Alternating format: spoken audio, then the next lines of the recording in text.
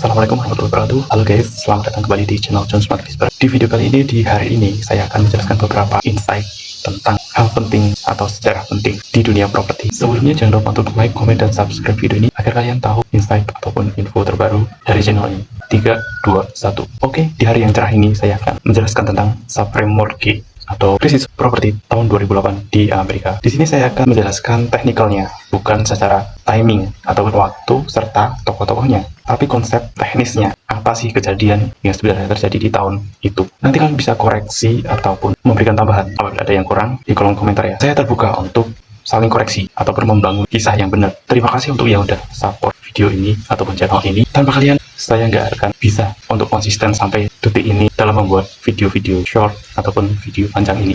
Saya akan menjelaskan dengan simple atau menyederhanakan sesuatu yang rumit dengan skema bagan. Di pelajaran sekolah juga ada. Kita mulai dari bagan di samping. Di situ ada pencicil, broker, bank, dan investor bank, serta investor di balik investor bank. Di masa itu ada program yang namanya KPR, kalau di Indonesia ya. Jadi untuk penjelasan simpel, saya samakan dengan KPR. Nah, si bank ini itu memberikan KPR dengan 0% ataupun para penyewa itu dimudahkan dalam mengajukan kredit perumahan seperti itu. Otomatis para pencicil itu masuk dan senang gitu ya, diikuti dengan banyak pencicil yang semakin bertambah. Demand ataupun permintaan akan rumah itu banyak gitu ya, sehingga investor bank itu mendiskusikan dengan beberapa petinggi bank bahwa ini adalah sebuah bisnis yang bagus, investasi yang bagus. Mereka berpikir antara si bank ini, petinggi bank, dan investor bank gitu ya, gimana ini adalah investasi yang aman, resikonya itu mungkin kecil gitu. Tetapi di sisi lain, ketika sebuah program itu dibuat dan investor si banknya ini masuk mendanai gitu, investor-investor yang lain itu juga mendengar berita itu langsung masuk juga all in gitu, karena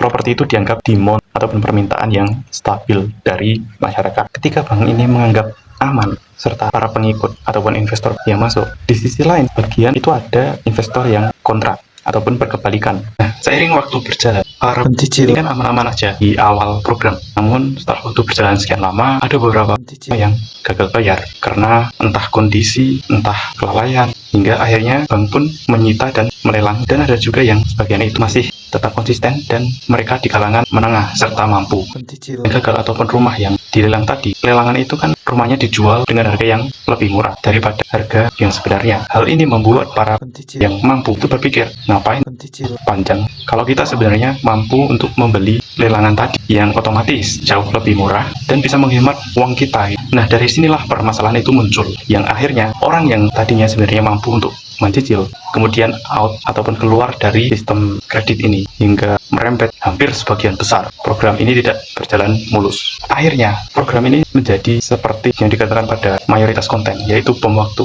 dan berdampak pada yang kelas atas tadi, para bankir dan investor. Di sisi lain ada juga masalahnya itu apa coba? Semua itu dikarenakan kurangnya tim pengawasan khusus KPR di negara pada tahun tersebut. Kemudian krisis kalangan bawah yang dirasa itu masih aman aja, ternyata akan menjadi bom waktu beberapa tahun depan.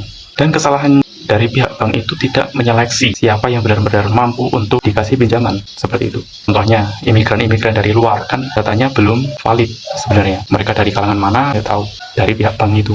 Dan kesimpulannya untuk investor yang ikut bank tadi, jangan FOMO investasi, kemudian jangan menyepelekan hal-hal ataupun keretakan kecil. Kalau ada tambahan lain, kalian bisa tulis di kolom komentar ya. Oh iya, tadi di kelas atas itu ada taruhan besar sebenarnya antara perbankan dengan beberapa investor yang kontra atau berkebalikan atas adanya program seperti itu, sebelum akhirnya terjadi bom waktu. Skemanya seperti ini, investor bank versus investor kontra. Yang pihaknya si bank ini, mereka menganggap properti itu aman dan gak mungkin crash gitu ya, padahal yang sebenarnya terjadi, pasar sedang bubble. Sedangkan investor kontra itu mikirnya pakai psikologi analisis market. Jadi dua instrumen itu mereka taruhan ataupun bisa dianggap judi gitu ya di kelas atas dengan nominal fantastis ataupun nilai fantastis gitu, hingga akhirnya market itu crash pada tahun 2008 ya, karena tadi banyak yang sadar dan ada juga yang kepepet hingga sistem ekonominya itu hancur. Yang diuntungkan itu investor kontra. Kesimpulan akhir dari video ini adalah setiap kredit itu menghasilkan orang super kaya gitu ya. Sekian video dari saya, semoga bermanfaat. Jangan lupa untuk like, comment, dan subscribe.